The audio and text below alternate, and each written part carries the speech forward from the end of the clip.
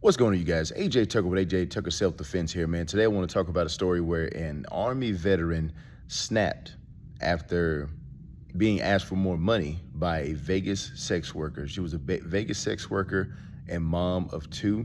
You can check the story in the description below if you want to. I'm not going to mention any names, but it goes on to talk about, sex work and things of that nature. So whenever I make these kind of stories, a lot of people get on to me because they believe that, hey, it's her body, her choice. She should be able to sell or be able to do anything she wants or whatever. That is not my argument. I don't get on here, I'm not the church. So I don't get on here to tell people what they should or shouldn't be doing. My whole goal, and I've been hopping on these videos for years. My whole goal is to talk about the dangers of this type of work, the possibilities, how things can just flip in a moment.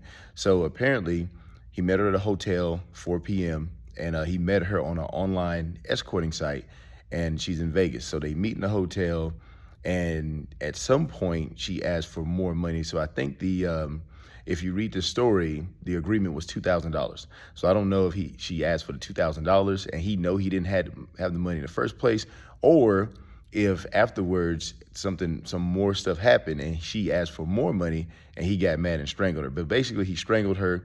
And then he was like, oh, snap. And then he called the cops.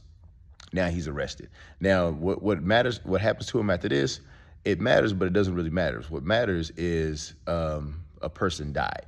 A person lost her life. And, when you get caught up in this kind of work, it's fast money. It is fast money.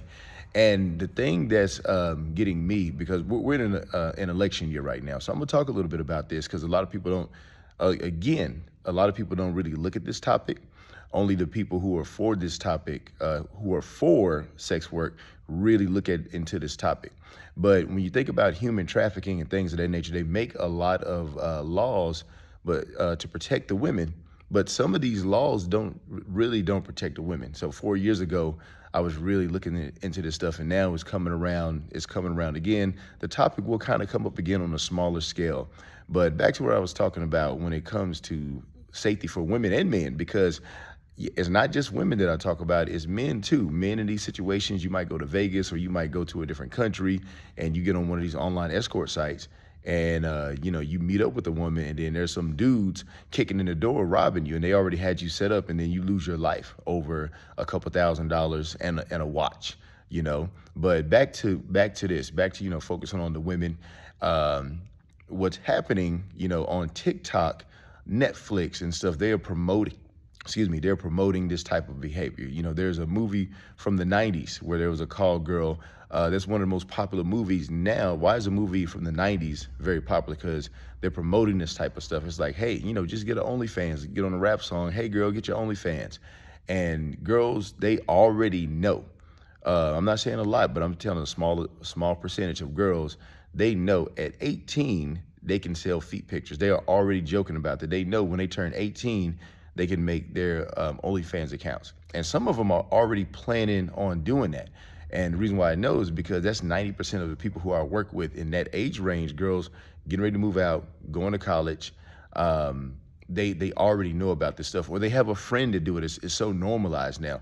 And so, this woman who died, she was 30 years old. She had 2 kids. And she was getting caught up. Obviously, she was caught up in that lifestyle. It's fast money. You can get $2,000 for one night, depending on where you are or, what level you're on. Normally, it's, $250 to $500, People talk about it. If you look on TikToks and shorts and stuff, people joke about it like, yeah, man, why would I do this if I can go pay $250 or if I can pay $500? Also, I do want to once again bring up, what is the site? There's a site called Seeking Arrangements. It's a dating app. And this app is basically, for sugar babies and sugar daddies. If you're a guy, you have to prove your income before you get on there. If you're a woman, you give your age, right? I don't know if they still have this, but at the time they actually had a thing on there where if you use your college email, if you're female, you get free premium access. So why do you think they do that, man? Why do you think they do that? Because in that type of business, the younger the better. Also, the younger the cheaper. They already know that, And then I looked on the site one time, not for that, but I looked on the site and they even had a price scale, talking to the guys like saying, hey, how much you should expect to pay. And, at 18 years old, expect to pay this much. And then it was like, if they're 35 years old, you should expect to pay, like 2,000, the older the woman was, basically the more you pay for, because of course they have more responsibilities, they have more kids and stuff like that. And so the $2,000 is interesting. The $2,000 on this article lines up with that little age scale that they put on the seeking arrangements account or pay scale or whatever. And so the stats are already out there. They already know all the stats. And I'm telling you, man, there's a push for this type of, there's a bigger push than ever for this type of business. Even if they're saying, hey, we're doing this to fight against human trafficking and this and that.